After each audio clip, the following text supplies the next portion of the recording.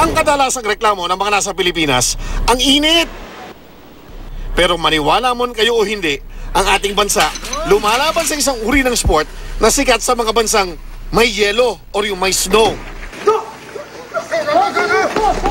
Sino ang mag-aakala ng Pilipinas may bobsled team?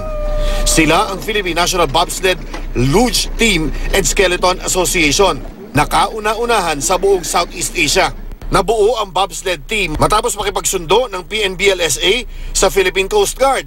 Yung aming inspiration po dito ay kung naalala niyo yung pelikulang Cool Runnings, yung Jamaican Bobsled Team, naisip po namin, bakit tayo mga Pilipino, tayo mga Southeast Asian, hindi na natin magawa yon.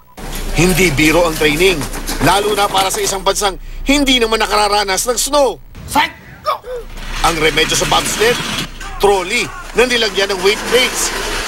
Pag walang snow, yan po ang exercises na ginagawa ng bobsledders. Standard training po yan ng lahat ng bobsledders sa buong mundo. Pero nakapag-training na sila sa Austria. Nitong January 5, for the first time in history, may mga Pinoy na sumabak sa prestihiyosong Europa Cup at Tyrol Cup. So anong pakiramdam mo? Yung unang-unang Pilipinong nag-bobsled? Napakasaya. Magandang experience. At para ma-improve pa ang kanilang bobsled skills, nagdesisyon silang manatili muna sa Calgary, Canada.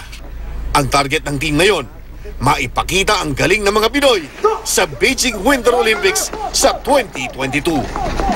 Go Philippines! Chino Trinidad, GMA News.